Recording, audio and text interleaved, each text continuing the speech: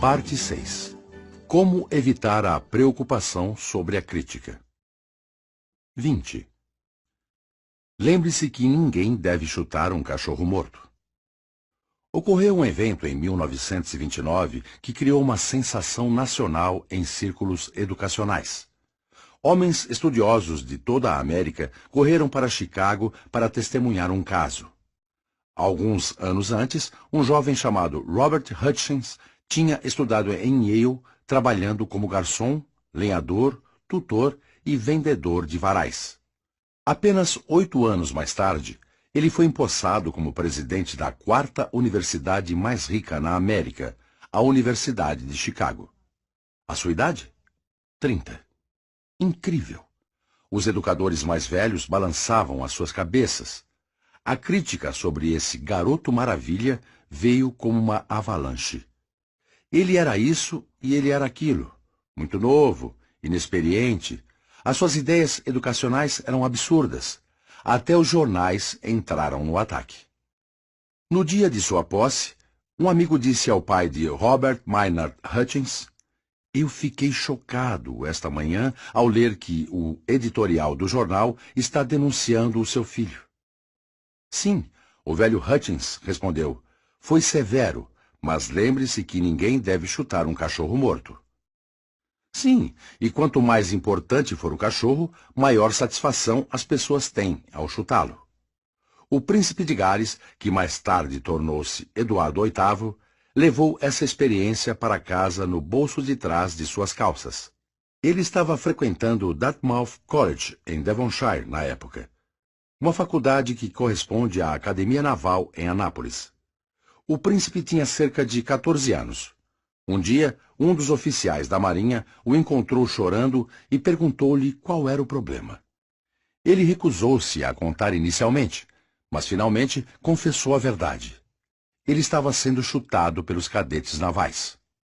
O comodoro da faculdade convocou os rapazes e explicou-lhes que o príncipe não havia reclamado, mas ele queria descobrir por que o príncipe havia sido escolhido para o tratamento violento. Depois de muita enrolação, os cadetes finalmente confessaram que quando eles se tornassem comandantes e capitães da Marinha do Rei, eles queriam poder dizer que haviam chutado o rei.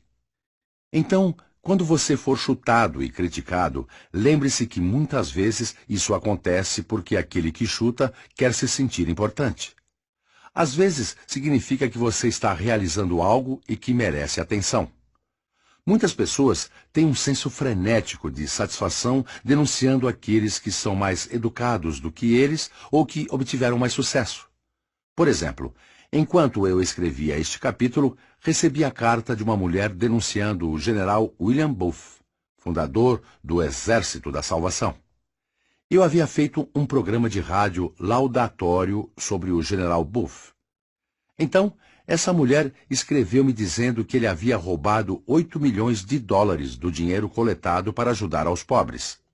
A acusação, é claro, era absurda. Mas essa mulher não estava buscando a verdade.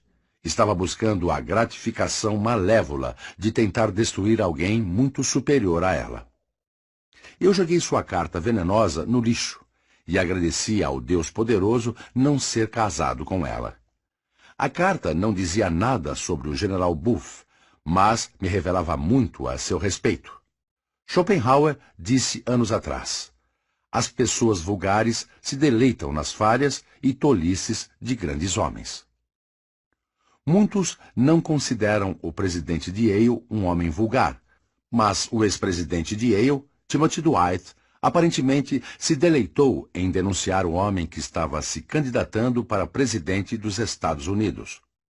O presidente de Yale avisou que se esse homem fosse eleito presidente, veremos as nossas esposas e filhas como vítimas da prostituição legal, desonradas publicamente, manchadas pela ilusão, a escória da delicadeza e da virtude, a abominação aos olhos de Deus e dos homens.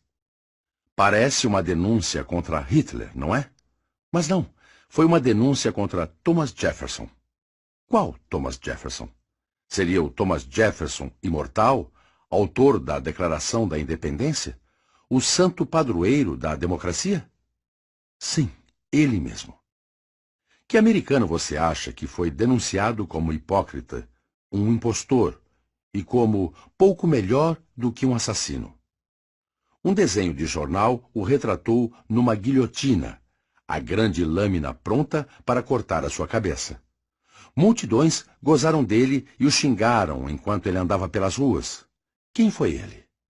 George Washington. Mas isso aconteceu há muito tempo. Talvez a natureza humana tenha melhorado desde então. Vamos ver.